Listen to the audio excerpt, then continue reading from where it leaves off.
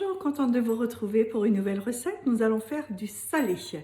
Alors, vous pouvez très bien faire ça en repas ou pour un apéritif. Pourquoi pas pour l'apéritif des fêtes de fin d'année. Ce seront des beignets au thon. Allez, c'est parti. Alors, pour commencer, je vais hacher 3 oignons.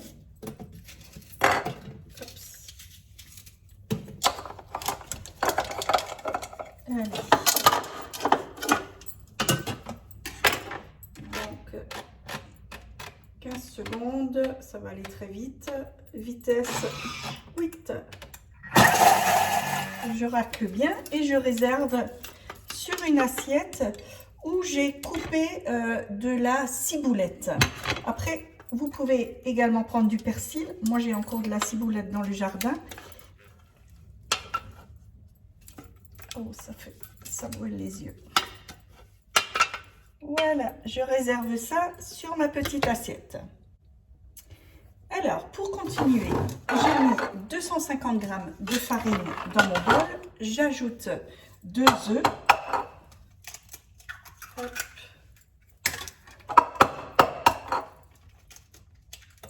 Les 2 œufs. J'ajoute mon paquet de levure chimique. Hein, c'est de la levure chimique toute simple. Voilà. Je mets du lait, 150 g de lait.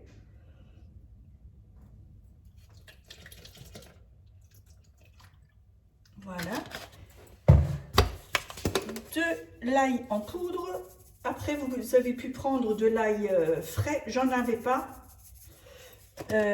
Donc, si vous avez de l'ail frais, vous le hachez avec les oignons tout à l'heure. Hein. Sel et poivre.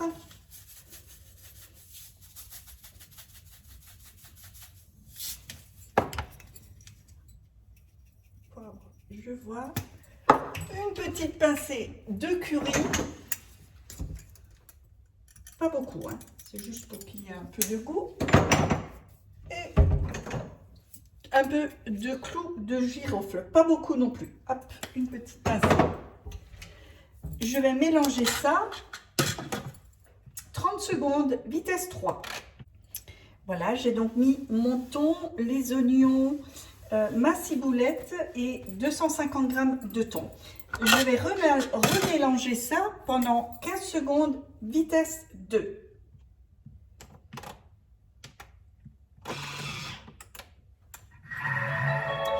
Voilà, le temps s'est écoulé.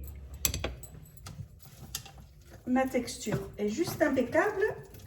De là, je vais goûter si c'est, parce qu'il faut toujours se méfier avec le thon. Je vais juste goûter si c'est assez salé à votre goût.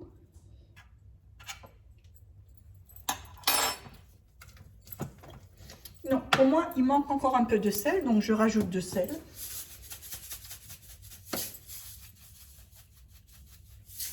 Voilà, et un peu de poivre. Voilà.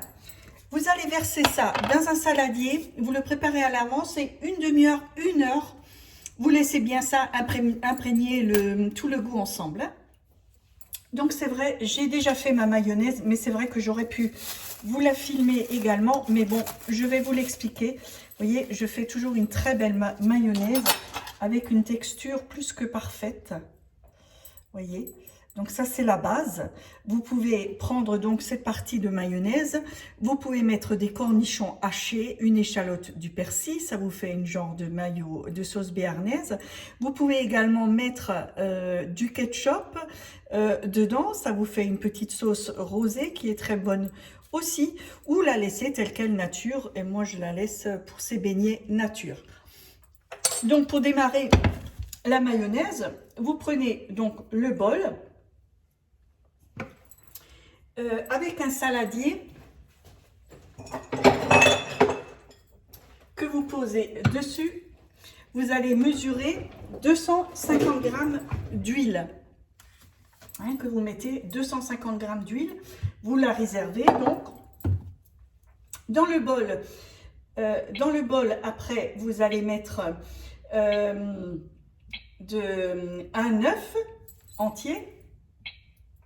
Une cuillerée à café de jus de citron, 2 cuillerées à café de moutarde forte. Si vous n'aimez pas, vous n'êtes pas obligé, mais je trouve que ça donne un très bon goût. Sel, poivre. Ça, c'est toujours à votre convenance. Je remets, enfin, voilà, donc ça, c'est bon. Sel, poivre. Et pendant vitesse 4, vous tournez et pendant ce temps que ça tourne, vous versez le long du pot, vous voyez, tout autour du bol, vous versez votre huile, hein, juste en faisant ce mouvement. Et votre mayonnaise, vous verrez, elle prendra la belle consistance. Aussi, je voulais vous dire, l'œuf toujours à température, comment on dit, pas au frigo, hein, température ambiante, voilà, je cherchais le mot.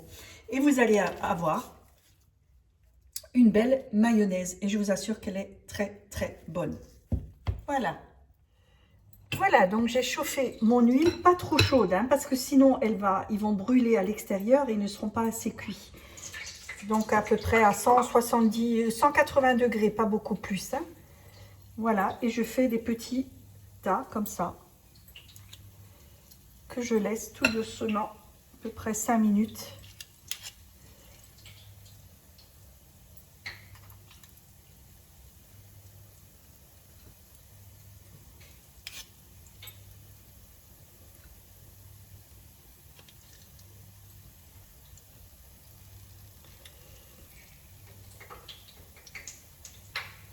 Évidemment, plus gros que vous les faites, plus longtemps sera la cuisson.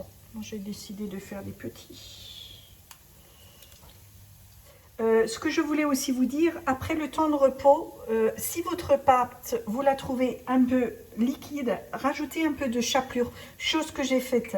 Parce que suivant le thon, suivant le citron ou les œufs, la grosseur, donc j'ai rajouté juste un peu de chapelure, plus de farine, sinon c'est trop sec. Juste un peu de chapelure, hein, parce que je la trouvais à mon goût un peu trop liquide. Voilà, on va laisser frire ça et je reviens vers vous. Voilà, il commence un peu, voilà, je les retourne et je vous assure que ça sent déjà très bon. Je vais les servir là aujourd'hui en repas avec des frites et de la salade. Vous pouvez très bien faire ça encore en plus petit et les servir pour un apéritif avec une bonne sauce, pourquoi pas. C'est très bien aussi, ça change que des salés.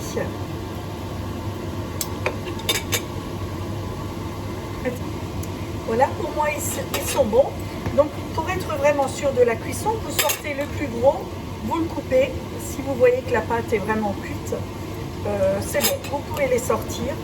Donc on les sort et on les égoutte et on recommence. Vous voyez, sur une assiette avec du papier absorbant. Voilà, et on recommence jusqu'à épuisement de la pâte. Avec cette pâte, hein, on en fait beaucoup. Évidemment, ça se conserve, c'est tout frais. Hein. Et pourquoi pas les faire cuire et les congeler et les passer au four chaud quand vous en aurez besoin, justement, pourquoi pas pour un apéro. Chose qui est très faisable aussi.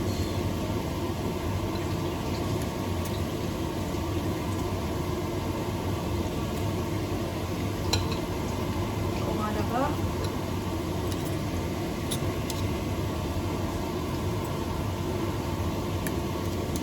Et voilà.